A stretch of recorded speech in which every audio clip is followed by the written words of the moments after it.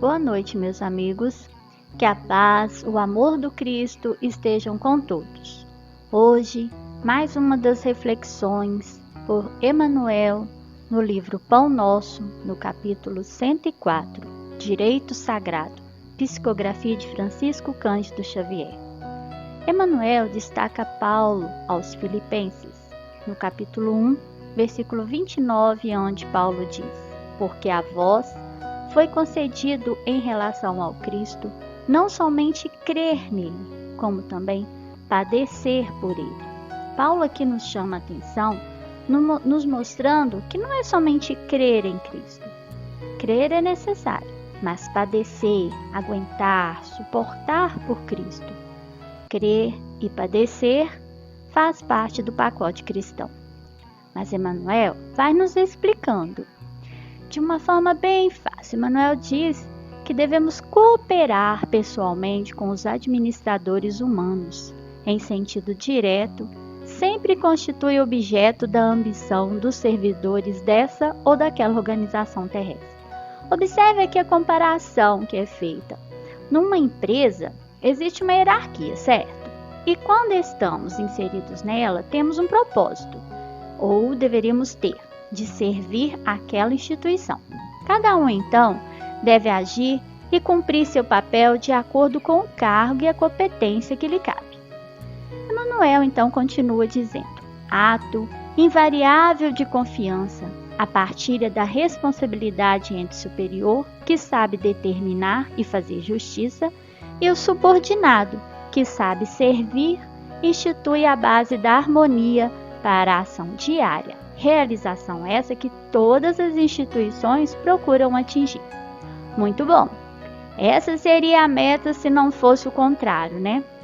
Hoje, vemos acontecer o contrário. Subordinados muitas vezes desrespeitam e se acham no direito de burlar ordens e defamar seus superiores, dizendo assim serem democráticos.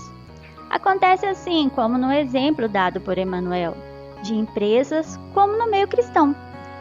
Preferimos muitas vezes ficar com as nossas meias verdades, que nos deixam de certa forma acomodados, do que ver realmente o véu descortinado.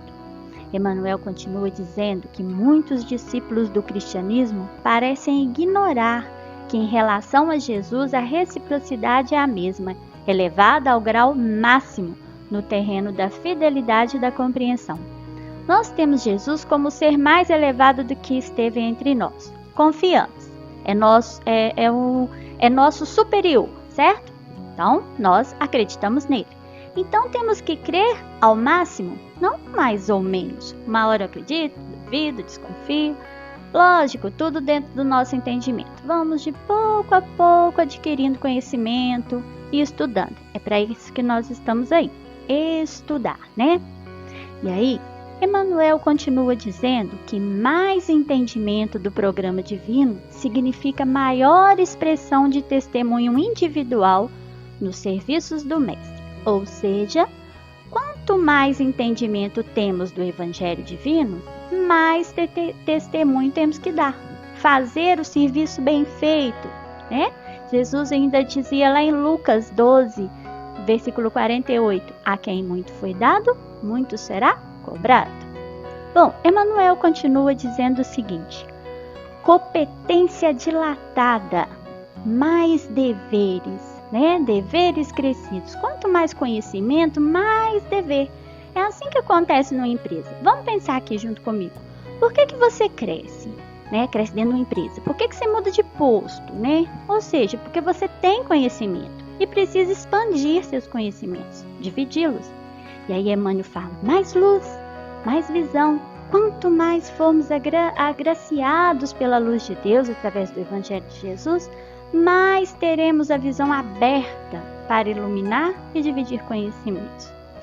Então Emmanuel continua dizendo o seguinte: muitos homens naturalmente aproveitáveis em certas características intelectuais, mas ainda enfermos da mente, desejariam aceitar o Salvador e crer nele, mas não conseguem de pronto, semelhante à edificação íntima.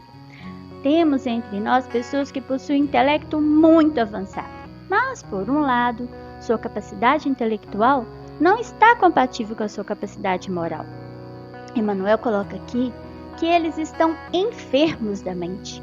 Como a parte intelectual não progride junto com a moral, muitos desejam crer em Jesus, desejam segui-lo, mas não conseguem, está faltando algo. Não basta a gente ter conhecimento, ler, tem que sentir, ter uma base moral. Nesse parágrafo aqui, Emmanuel fala que, em vista da ignorância que não removem e dos caprichos que acariciam, falta-lhes a integração no direito de sentir as verdades de Jesus, o que somente conseguirão quando se reajustarem, o que se faz indispensável. Então, olha só, quem querem entender o Evangelho de Jesus, né? Às vezes nós queremos entender, mas não conseguimos sentir, entender. Eles entendem, porque a gente basta ler que a gente entende, mas vivenciar e sentir o Evangelho, vamos achar dificuldades devido à ignorância moral, os caprichos, que são as mazelas, as necessidades até de prejudicar o outro para conquistar algo, se sobressair, ou seja, isto não condiz com o Evangelho de Jesus. Nós não conseguimos sentir essa pureza do Evangelho. Só conhecemos palavras, frases prontas que não acham guarida em nosso coração. Lhes falta a integração do direito de sentir o Evangelho.